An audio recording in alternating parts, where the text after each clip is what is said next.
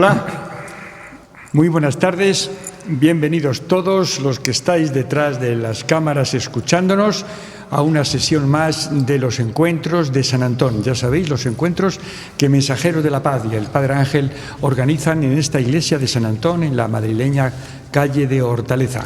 Ya sabéis que San Antón es la iglesia románica del siglo XXI, el meeting point, el punto de encuentro de todos los que, creyentes o no, quieren venir a rezar, a pensar, o simplemente a escuchar música o compartir conocimientos. Hoy es un día muy importante, muy importante, y le cedo la palabra al Padre Ángel, nuestro gran anfitrión, que va a dar la bienvenida a nuestra invitada. Muy buenas noches a los que están en esta iglesia de San Antón y a los que nos seguís a través de streaming y también de las redes sociales. Para nosotros hoy es un día muy especial. El que venga nada menos que la directora general de la Guardia Civil a compartir con nosotros, a estar.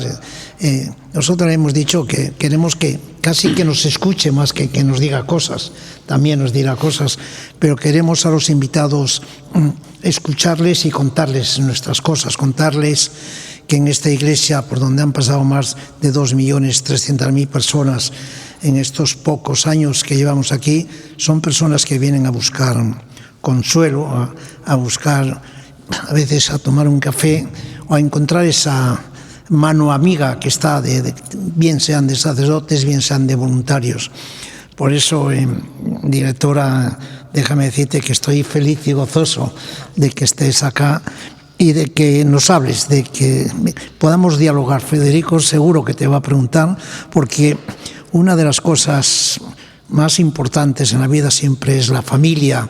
Y él me dijo antes de comenzar que había sacado una pincelada de que erais muchos hermanos en nuestra familia, y en vez de hablar de cañones, de guerras, de cosas, vamos a hablar de la familia y vamos a hablar sobre todo de la soledad, de la compañía, y hablar sobre todo hoy de alguna manera hacer una especie de homenaje a esos ángeles que han sido todos los guardias, todas las personas esas que durante esta pandemia para nosotros han sido unos ángeles de verdad, sobre todo en las residencias, en las personas mayores, incluso en esta iglesia de San Antón, que han venido muchas veces ellos a consolar, a darnos paz aquí, y por eso en nombre de eso queremos darte las gracias y que les transmitas de verdad a todos las Guardia Civil el que estamos felices y dichosos.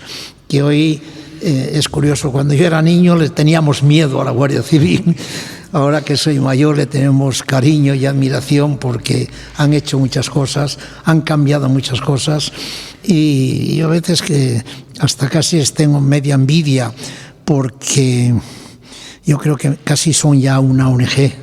Y sin el casi, cuando hay algún problema, ahí estáis vosotros, ahí están ellas, las guardias civiles también, y nada menos que una guardia civil que sea directora general y la primera que pisa esta iglesia de San Antón. Gracias de verdad, y como decimos los curas, que Dios te bendiga.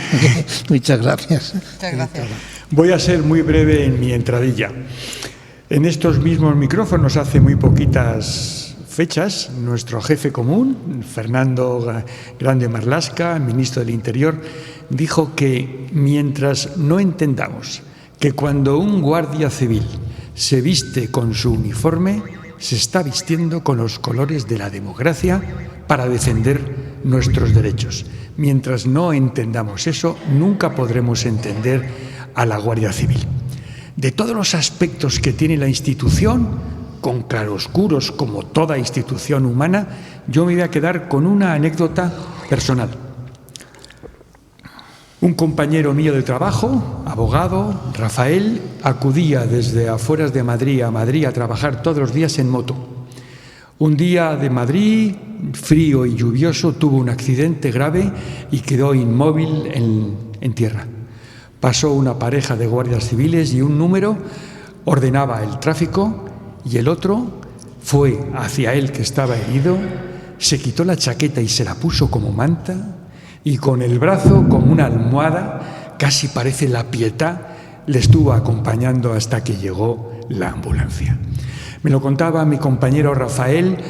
A los años quedó con graves secuelas de aquel accidente y cada vez que me lo contaba se le ponía un nudo en la garganta, emocionado del trato. Al margen de la técnica, al margen de la obligación, le dio un plus de afecto, de cercanía, de calor que nunca podrá olvidar. De todas las características de la Guardia Civil, me quedo con esta anécdota. ¿Y quién nos va a hablar hoy de la Guardia Civil? Pues nada más que su directora, o, según Alexa, su director, Sí. María Gámez. Nació en Sanlúcar de Barrameda. El año no lo sé, pero por el aspecto yo le he hecho 22 o 23 años, como mucho 24.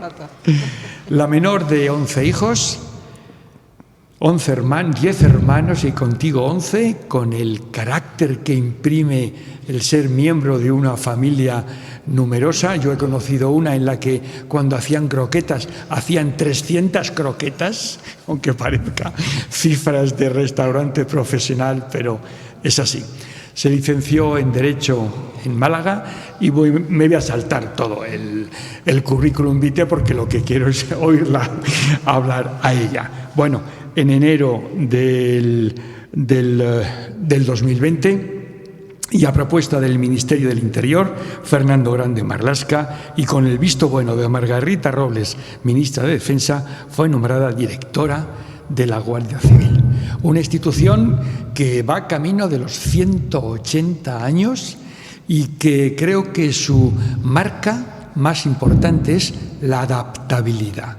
Se ha adaptado a todos los regímenes, buenos, malos y regulares. Y aquí está. Y hoy creo que está consiguiendo algo decisivo y que no siempre ha tenido, que ha sido el afecto y el reconocimiento de toda la gente. He de decir que antes hemos pactado 3 temas de los que María quiere hablar y nos hemos dicho que sí o que no. Pero bueno, vamos a empezar en principio por ese. Y el primero es un documento genial, absolutamente genial, que es la cartilla de la Guardia Civil. ¿Qué es la cartilla? Bienvenida. Vamos. Muchas gracias y buenas noches. Primero quiero daros las gracias, Padre Ángel, porque tengo una deuda de gratitud. Y tengo la deuda de gratitud de que cada vez que se le ha pedido por Guardia Civil que nos acompañara, que participara de algún acto nuestro, lo hemos tenido. Así que muchas gracias y muchas gracias sobre todo porque estar aquí, poder tener una conversación, sacarnos del bullicio, de la velocidad que normalmente estamos los que tenemos alguna responsabilidad pública, es de agradecer mucho. Vengo a oír, me gusta más oír que hablar, pero por supuesto voy a contar algunas cosas. Y empezaré por el detalle de Alexa, porque nadie nos ha escuchado la entradilla que estábamos comentando aquí, cuando dice, ¿eres la primera directora? Digo, sí, pero Alexa todavía no lo sabe. Comentaba la anécdota, que la refiero ahora aquí, del regalo. Le regalan a mi hijo una Alexa y cuando mi hijo hace la prueba para preguntarle algo a Alexa, le dicen, ¿quién es la directora general de la Guardia Civil? Le dice mi hijo, para ver si Alexa sabe tanto. Dice, el director general de la Guardia Civil es María Gámez Gámez. Digo, bien, es la prueba de que todavía Alexa no sabe lo suficiente. Bueno, empezaré por ahí, pero me iré a lo que significa la Guardia Civil y a su cartilla, que por supuesto he traído una de regalo para cada uno de vosotros. Muchas gracias. La cartilla de la Guardia Civil 1845. Este documento, ¿me tengo que acercar más quizás? No, ¿Me tengo que acercar? quizás es que no funciona el de aquí, el rojo. ¿Le diste, verdad? Sí, ahora le he vuelto a dar. No, ¿vale? ¿Le doy otra vez? ¿Le he vuelto a dar? Ahora, perfecto. ¿Ahora sí? Ahora sí. Bueno, si se han perdido la anécdota de Alexa, después ya tendremos ocasión de contarlo de nuevo o ya veremos. Bueno, decía que la cartilla de la Guardia Civil es casi el documento fundacional, no lo es un año después de su fundación, pero de alguna manera este es su código deontológico. Y por lo tanto, por eso le tenemos mucho cariño, por eso hemos celebrado sus más de 176 años y resume un poco el carácter de la Guardia Civil, porque aquí se ha mencionado que es un cuerpo querido, en unos momentos históricos un cuerpo temido, como decía el Padre Ángel, porque hubo unos momentos donde ejerció y y sabemos los momentos históricos, había una faceta represora o represiva, pero lo que ocurre hoy en día, que es lo que importa, lo que ocurre hoy en día es que cuando aparece una pareja de la Guardia Civil, la gente se siente aliviada. Y yo creo que se siente aliviada porque hay detrás una forma de hacer, de ser y de servir, sobre todo de servir, porque al final es un servicio público. Y eso nace de aquí, del Duque de Ahumada, que es el fundador y que hace una cartilla que habla de los valores de la Guardia Civil, de cómo se ha de comportar, decía un guardia civil, entonces eran todos hombres. Y me permitís que lea quizás 2 artículos, porque son de la época, pero son muy bonitos. Esta es nuestra Biblia, Padre Ángel, por eso la traigo. De alguna manera dice cosas muy bellas, porque la escribe muy bien. Fíjate qué cosa en el artículo 3 nada más, ¿eh? Las vejaciones, las malas palabras, los malos modos, nunca debe usarlos ningún individuo que vista el uniforme de este honroso cuerpo. Bueno, yo creo que esto es aplicable a todo el mundo. Las malas palabras. Casi la Biblia mía dice lo mismo, ¿eh? Pues por eso. De Valentín, así casi. Que, bueno, y siempre dice, bueno, será muy atento con todos.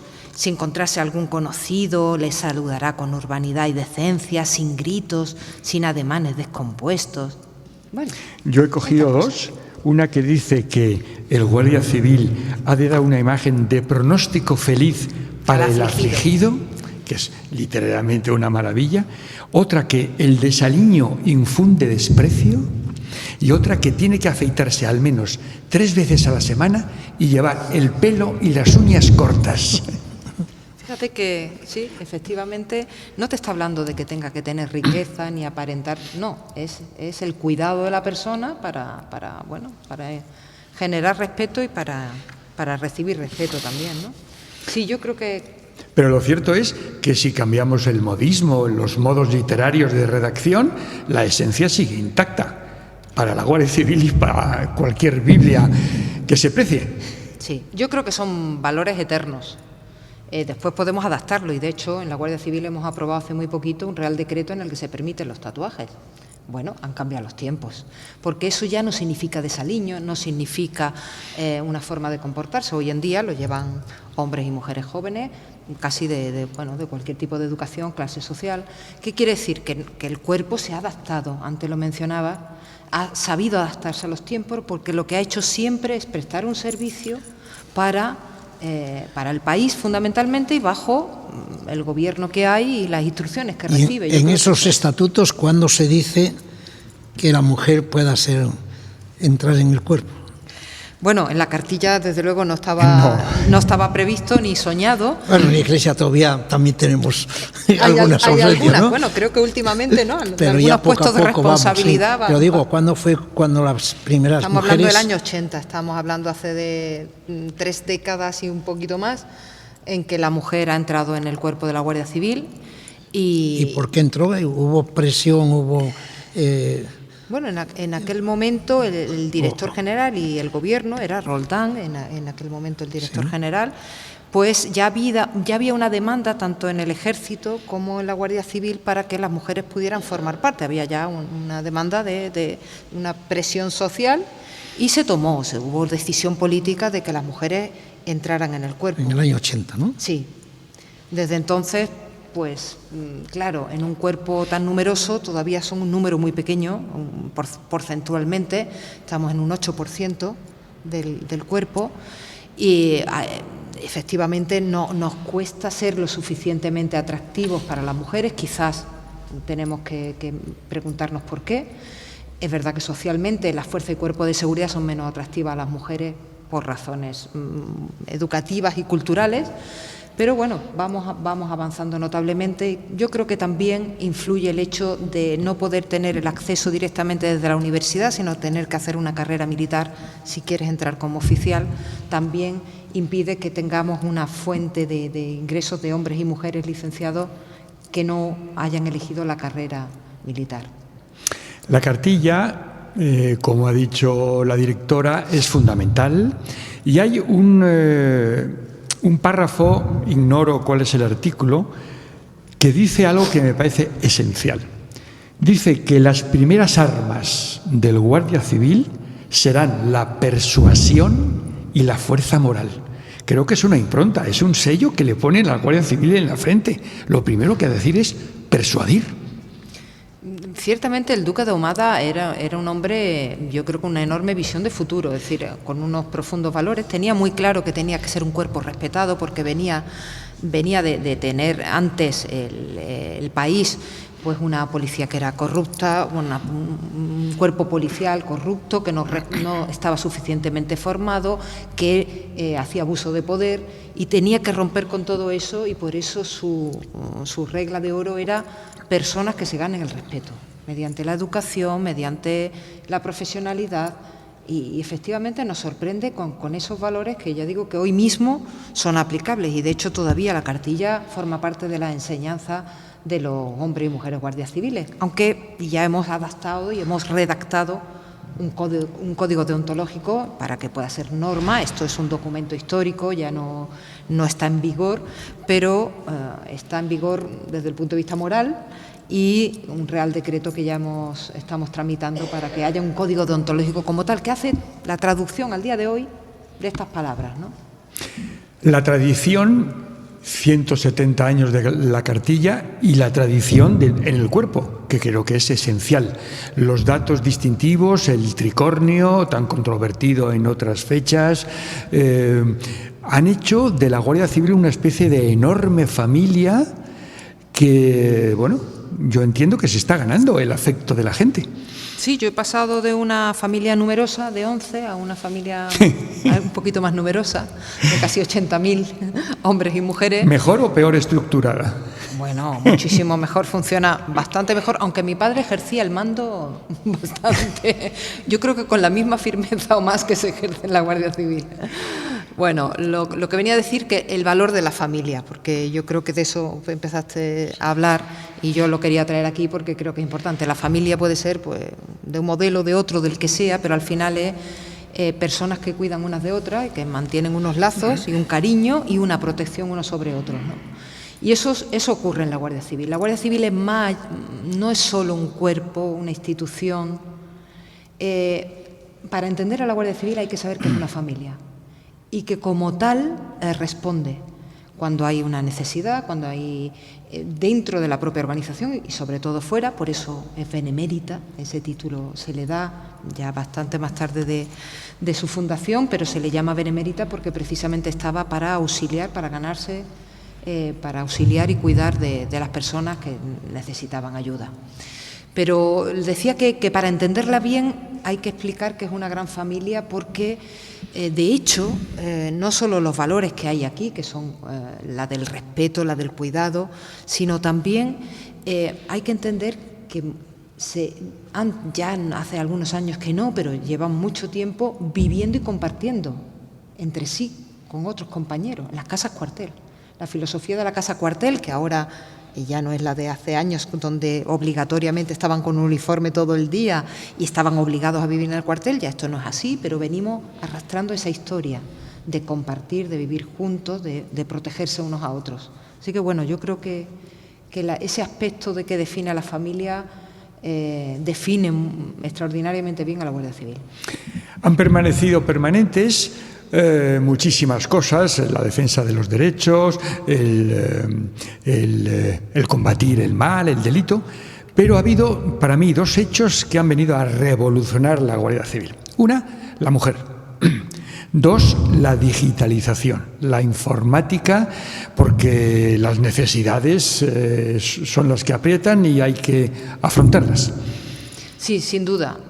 La mujer ha venido a cambiar a la Guardia Civil y yo creo que todavía tendrá que cambiarla más cuando sea más relevante en número. Es muy difícil que un 8% sea relevante per se. Lo es porque los que hemos tenido responsabilidades en el cuerpo hemos querido que tuviera un papel, pero numéricamente era muy difícil que lo tuviera. Es decir, ha venido a transformarla en la medida en que también le da su propia impronta, hace que se parezca más a la sociedad a la que servimos y, entre otras cosas, porque el papel de la mujer en la Guardia Civil es fundamental. Necesitamos mujeres. Para algunas tareas es que son imprescindibles, ya no es que sea una cuestión de igualdad y de justicia, sino que son tareas imprescindibles. De hecho, antes de que la mujer ingresara en el cuerpo, ya había mujeres, porque había que hacer cacheos, a presas, a mujeres, y estaban las matronas, conocidas como matronas. Esas matronas eran normalmente hijas del cuerpo o viudas del cuerpo que se le otorgaba esas funciones porque se necesitaban. Bueno, de entonces a hoy todavía se sigue necesitando en determinadas unidades más mujeres de las que hay. Es decir, la mujer ha transformado, cogiendo ese hilo, la digitalización también está cambiando a la Guardia Civil como yo creo que a todos en nuestras vidas, ya sin el móvil no nos entendemos, y la digitalización es una enorme oportunidad para conseguir lo que presupuestariamente sería muy difícil hacer si no tuviéramos los medios digitales, acercarnos a las personas solas. Tenemos que dar ese paso para que digitalmente ya no solo hagamos una videoconferencia, podamos prestar ayuda sin estar presente cuando no siempre es posible, a todas horas, en todo sitio, y la digitalización nos va a permitir también vigilar una gran concentración de personas por un dron en vez de tener que mandar a muchas personas allí. Es decir, que para optimizar los recursos, la digitalización a este cuerpo como a todos nos está ayudando mucho a poder cumplir y desarrollar nuestras funciones de una manera más eficiente y también más inteligente. ¿Cuántas guardias nos harían falta para vigilar en una entrada, por ejemplo, en un puerto, en un aeropuerto, para reconocer a alguno de los malos que tenemos su fotografía? O la entrada en un campo de fútbol. Para entrar en un campo de fútbol. Sin embargo, una cámara te hace un reconocimiento facial y lo hace al vuelo. No significa que tengamos que sustituir a las personas, pero podemos usar más eficientemente a las personas con todos estos medios, y ahí estamos precisamente en estos momentos también. Y además la globalización está aquí y los delitos también se han globalizado y por tanto obliga a la Guardia Civil y a los cuerpos de seguridad del Estado a relacionarse con otros cuerpos parecidos o idénticos de otros países en mutua y recíproca colaboración. Así es, es imposible hacer una tarea policial hoy en día si no estás conectado con otros países y compartes información, procedimientos, y no solo compartes, sino que puedes establecer, y de hecho lo tenemos, equipos conjuntos de investigación. El delito es transnacional, cada vez más. Hoy en día alguien que hace una compra por Internet y que le hacen un fraude, pequeño o grande, la empresa suele estar, o el autor, en otro país, y por lo tanto, si no estamos en esa conexión con otras policías, con otros cuerpos policiales, no seremos eficientes. Y de hecho, la Guardia Civil actúa en coordinación con otras policías y tiene desplegado más de 300 guardias civiles en otros países. Es decir, lo transnacional ahora ya es absolutamente obligatorio. Directora, yo quiero preguntar casi con rabia. ¿Por qué se están quitando, creo yo, tampoco lo puedo afirmar, en la Guardia Civil en los pueblos, en esos pueblos ya abandonados, es decir, que eran un poco la seguridad? La gente, hemos quitado los curas, hemos quitado los médicos, estamos quitando los cajeros. Siempre en todos los pueblos había un cuartelillo de Guardia Civil que te daba una seguridad, y estamos, creo yo, desmantelando esto también. Es decir, yo no digo que no se pueda vivir sin la Guardia Civil en el pueblo, o no se puede vivir sin el cura en el pueblo, pero a mí me da la sensación que estamos hablando mucho, y lo mismo que hacemos quizás en las capitales grandes, que aseamos mucho todas las aceras. Aquí estamos aseando todas las aceras, y los suburbios o los pueblos extrarradios se les olvida más a los alcaldes, a los concejales, que lo que es el centro. ¿No hay un temor de que estemos también desmantelando a esos ángeles de la guardia en los pueblos que tanto necesitan? Es decir, y que tanto protestan a veces cuando se le va a la Guardia Civil, que hacen esas protestas. ¿Hay alguna solución?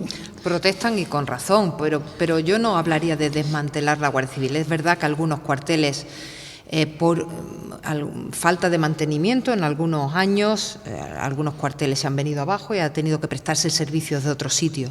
Pero no hay una acción ni un propósito, todo lo contrario, de desmantelar y de desaparecer del territorio, que es donde la Guardia Civil además tiene su propia esencia, a diferencia de la Policía Nacional, que está más concentrada en las grandes urbes. Así que no hay ninguna voluntad de hacer. Efectivamente, eso va acompañado de que tengamos el número suficiente de guardias, hombres y mujeres, en estos puestos. ¿De qué te sirve un cuartel si lo tiene cerrado o lo tiene abierto pocas horas o con muy pocas personas? Y eso es lo que cada oferta de empleo público de cada año estamos intentando reponer porque durante unos cuantos años esas ofertas de empleo fueron muy cortas, años de crisis, decisiones políticas, no ingresaron tantos guardias como los que se iban y se jubilaban. Así que, bueno, estamos tratando de no perder ese arraigo en nuestros pueblos, porque estamos convencidos que es fundamental. La España despoblada no lo es solo porque haya o no guardia civil, son muchos los motivos. Debe haber un centro de salud, debe haber instalaciones para la enseñanza apropiada para los niños y las niñas, en fin. Pero es verdad que tenemos un papel esencial. De hecho, en algunos municipios no hay otra presencia del Estado que el cuartel y el buzón de correos, porque a veces no queda del Estado, no queda nada más. Así que yo soy una firme defensora de que la Guardia Civil tiene que seguir en el territorio. Para eso también lo tenemos que acompañar de inversiones, para que los cuarteles se mantengan, y en eso estamos invirtiendo ahora, en más personal para que tenga sentido un cuartel que pueda hacer turno, que pueda salir y patrullar y a la vez abrir la puerta. En definitiva, tenemos que apostar también para mantener eso. Y yo creo que todo este debate sobre la España despoblada va a ayudarnos. Yo creo que firmemente que nos ayuda a la Guardia Civil a que se entienda bien el papel, que no es un papel secundario, que no es un papel de segunda, que es un papel fundamental para cuidar de un estilo de vida, que es fundamental, del medio ambiente, porque sin nuestros pueblos nos quedamos también sin nuestro recurso y la protección a nuestra naturaleza, nuestro patrimonio. Así que, efectivamente, sí. Oía yo, Padre Ángel, venía en un periódico nacional hace, quizás este fin de semana, las de iglesias que tienen un enorme valor patrimonial, de románico. Estaba hablando de esa España despoblada, estamos hablando de, no sé si era de Palencia, de Soria, por ahí andaba. Y decía que efectivamente hay gente que la quiere conocer, ir y que no encuentra a nadie que le abra la puerta. Esto está pasando, efectivamente, ¿no? Y que se estaban recurriendo a ideas como la de los Airbnb, que te dan la clave y la puerta se abre. En fin, surgió este debate porque efectivamente, qué poca gente quiere estar en el territorio, reivindica lo rural, pero después, ¿quién está dispuesto a sacrificarse? Sacrificarse hasta que haya servicios lo bastante buenos como para llevar una vida digna. Y yo creo que tenemos que hacer entre todos ese esfuerzo. No lo tiene que hacer solo la Guardia Civil, lo tenemos que hacer entre todos. Has hablado de un 8% de mujeres dentro del total. ¿Se mantiene ese 8% entre los cargos medios o los altos cargos? No, es menor. Es menor, es decir, no hay solo un problema de infrarrepresentación de mujeres en general, sino que efectivamente cuando el empleo es superior o la escala es superior, pues también hay menos mujeres. Estamos hablando en torno al 4% en niveles de mando. Y en algunos casos ya, por supuesto, oficiales generales no hay ninguna mujer. Es decir que, claro, siendo una carrera que habitualmente lleva un proceso y años para ir ascendiendo, en estas 3 décadas no ha dado tiempo todavía a que la tengamos en la escala superior. Solo tenemos tenientes coroneles, mujeres, no tenemos coronel, no tenemos general, ni de brigada, ni de división, ni teniente general. Pero hay una directora general. Eso sí. Pero Alexa ya te tacha de director, simplemente. Así es. Y hablando de diversidad, ¿y cuántos hay guardias civiles de origen hispano o de origen español? Porque supongo que será un hecho que también se nos presenta españoles con doble nacionalidad, pero de origen ecuatoriano, rumano, que pueden ingresar o no pueden ingresar en la Guardia Civil. Es necesaria la nacionalidad, así que tu origen puede ser otro o puedes tener doble nacionalidad, y de hecho tenemos personas que han tenido un origen y después adquieren la nacionalidad española. Y efectivamente son guardias civiles y de hecho los tenemos de otras nacionalidades, así que y siempre bien avenidos, bien admitidos. Claro que sí. Sí, porque por algo se ha distinguido la Guardia Civil, es por parecerse mucho al pueblo en el que presta servicio.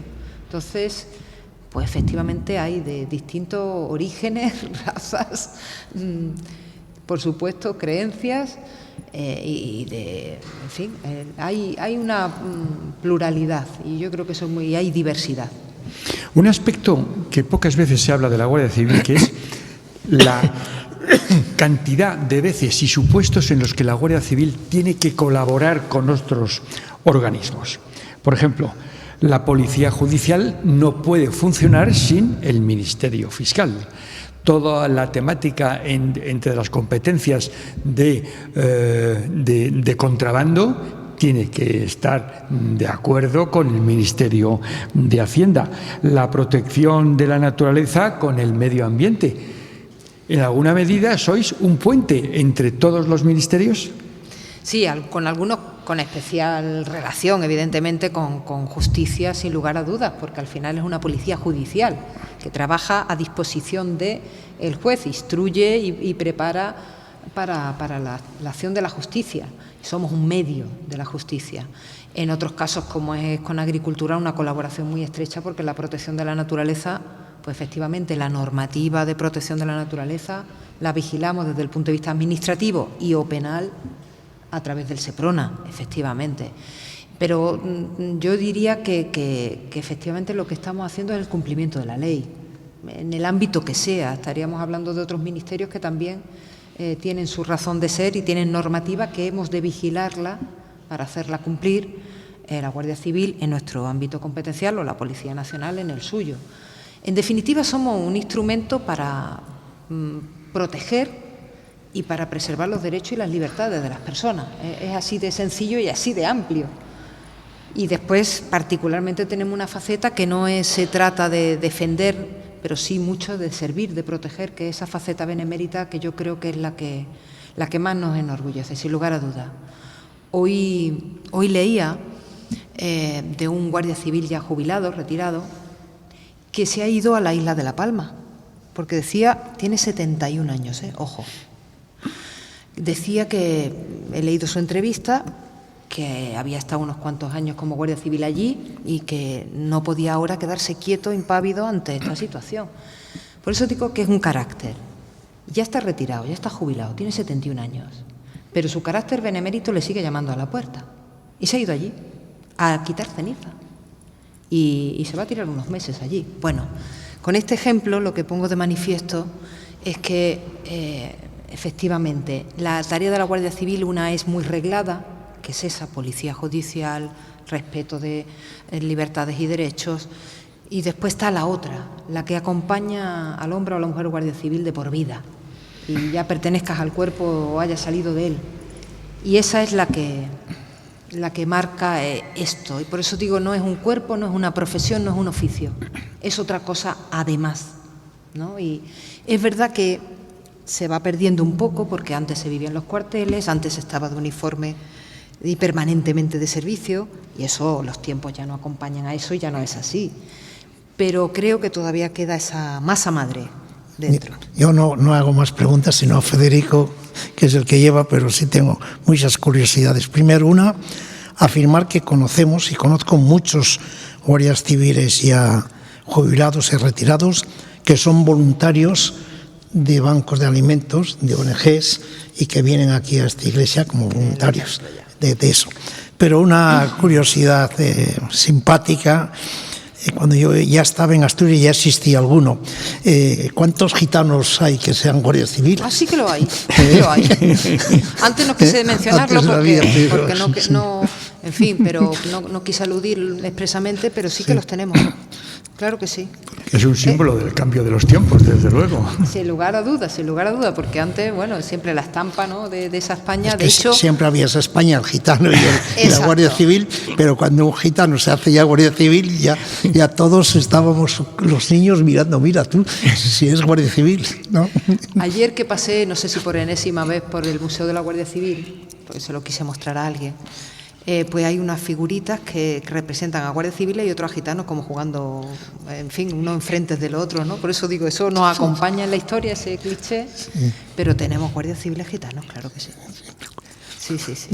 Quería hablar de las competencias de la Guardia Civil. A mí en lo personal me asustan. Si yo estuviera en la piel de María, yo saldría corriendo.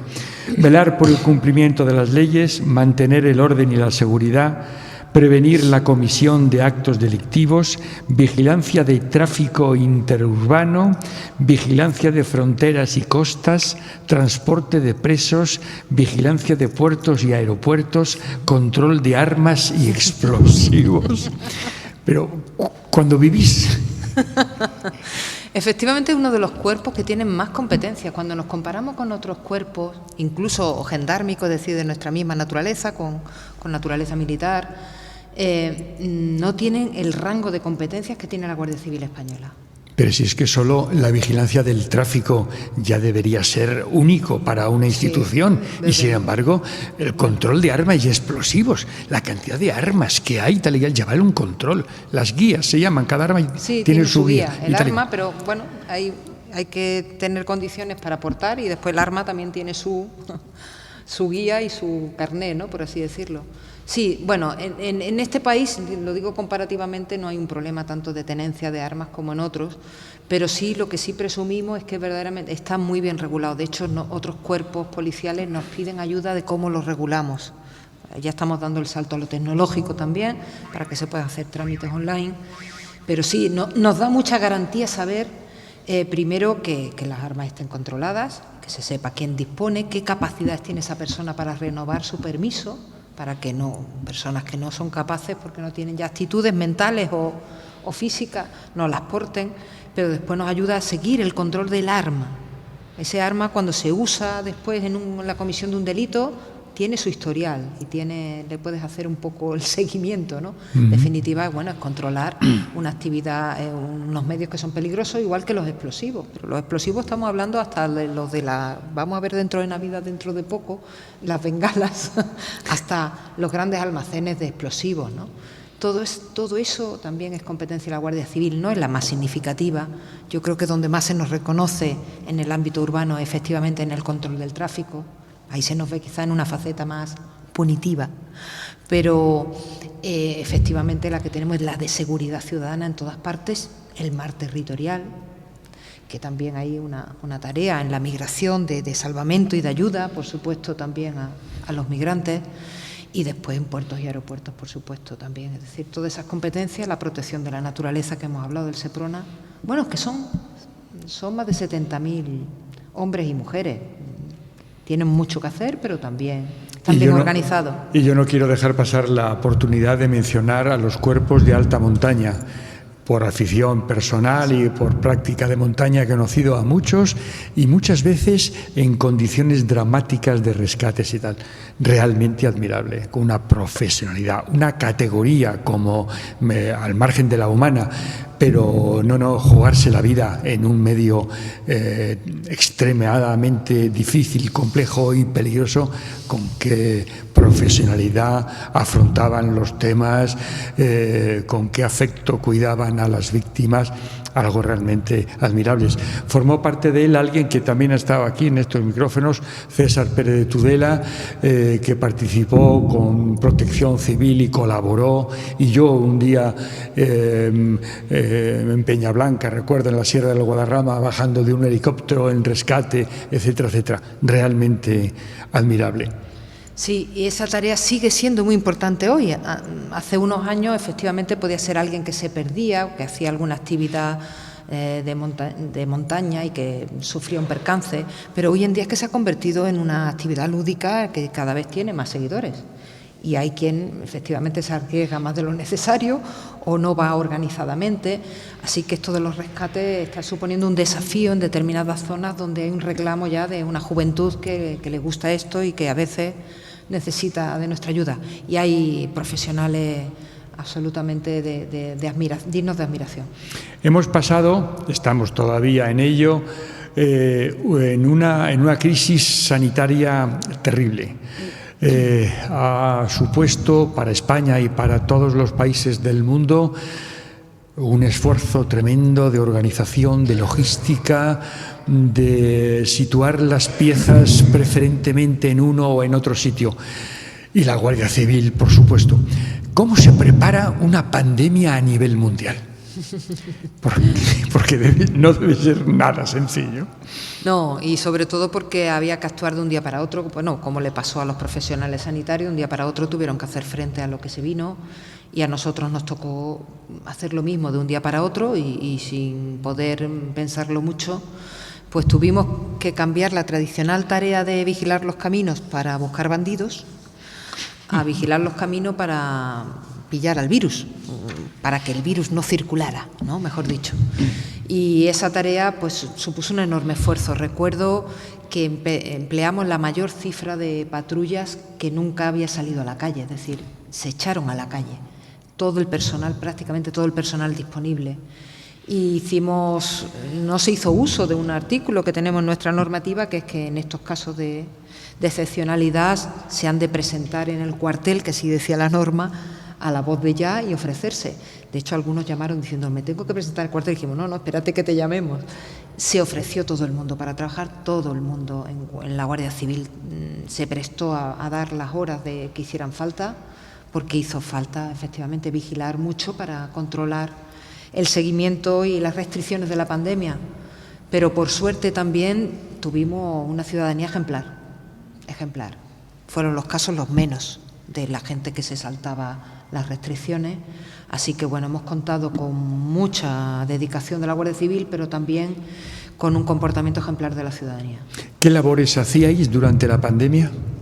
Por ejemplo, todas las restricciones de movilidad, por lo tanto personal de tráfico como de seguridad ciudadana tuvo que comprobar que nadie se iba de una comunidad a otra cuando no se podía, que nadie iba si no era para trabajar o para adquirir alimentos, es decir, todas esas limitaciones que tuvimos, que fueron muchas y muy cambiantes, y además cambiantes dependiendo después ya de cada comunidad, con lo cual era bastante complejo seguir todo lo que estaba permitido y no estaba permitido. Entonces todo ese control se hizo, pero también se hizo a la vez esa tarea benemérita. Es decir, que cuando los niños se dejaron sus mochilas en los colegios y no pudieron ir a por ellas, pues la Guardia Civil acudía y las recogía y se los ponía en manos de esos niños para que siguieran estudiando desde casa.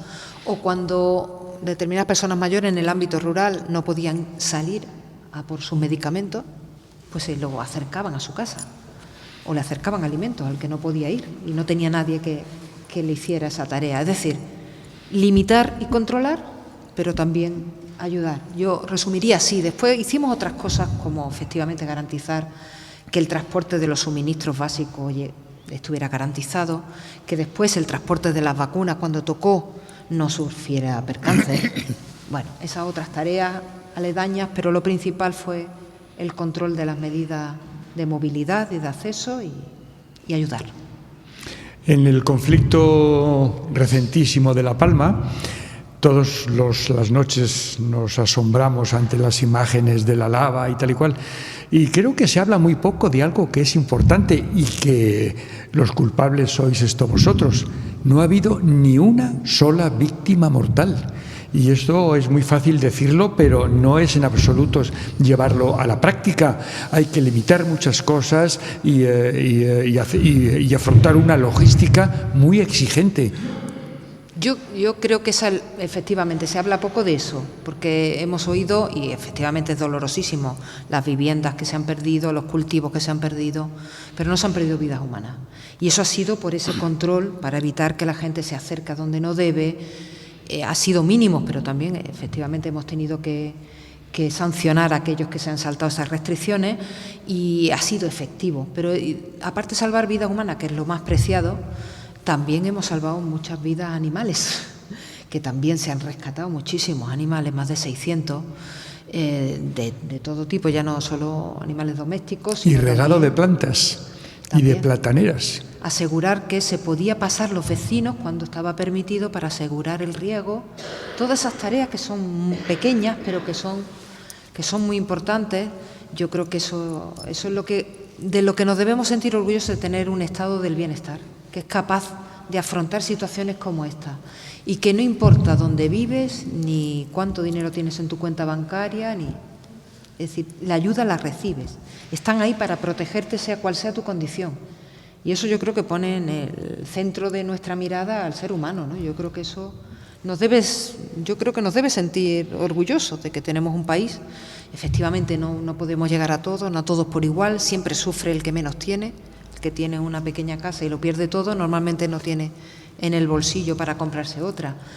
No significa que eliminemos todas las desigualdades, pero sí tenemos un sistema de protección para no dejar a nadie desasistido y solo.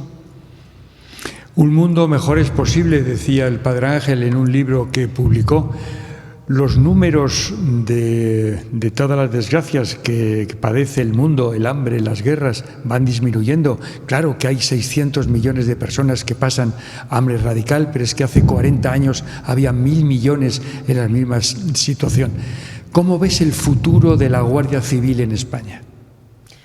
Bueno, yo lo veo como servicio indispensable para nuestra sociedad y para nuestro país. Yo veo que va a continuar con la misma fortaleza o más y la veo desde luego como la he visto hasta ahora, como hemos podido conocerla hasta ahora, perfectamente adaptada a los tiempos y a las necesidades que han surgido. Si no nos bajamos de aquí, no nos bajamos de defender los derechos de los demás. Aquí se habla de que bueno, uno no puede entrar en una casa si no es con una orden judicial. Es decir, aquí está hablando del respeto a los derechos y las libertades. Pues yo creo que si no nos bajamos de ahí, tenemos asegurado, bueno, pues un país en el que, bueno, podamos vivir tranquilos, plural y en paz. Las últimas preguntas, porque el tiempo se nos echa encima, lamentablemente. ¿Cómo llevas tu vida familiar? ¿Cómo te llevas con tus 10 hermanos en la vorágine de la dirección de la Guardia Civil? Bueno, a duras penas consigo conciliar con mi familia más inmediata, que son mi pareja y mis hijos, ¿no? Así que ya de los hermanos pasa a un segundo lugar y llevamos tiempo, como son todas las familias grandes, cada uno viviendo en sitios diferentes y manteniendo un contacto muy limitado. Pero yo creo que hoy en día lo importante, esto lo decimos a veces como excusa, pero yo lo siento así, hay que mantener la calidad de las relaciones. A veces no es el tiempo es limitado y el mío muy limitado, pero procuro que sea con la misma calidad y calidez.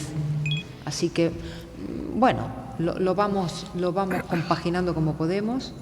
Nos perdemos muchas cosas, todos los que nos ocupamos demasiado a lo público o a las tareas privadas. Hay quienes también pierden mucha vida familiar. Pero si uno tiene claro, o una tiene claro, como lo tengo yo, que estamos para ayudar y que eso también es un gozo, ¿no? Es una satisfacción, pues merece la pena. ¿Y tu familia cómo lleva tu dirección? Bien, yo creo que se adaptan bastante bien. Yo llevo tiempo ejerciendo tareas que requieren bastante tiempo y dedicación. Llevo aproximadamente, casi lo pierdo, quizás 20 años. Entonces a nadie se lleva sorpresas ahora.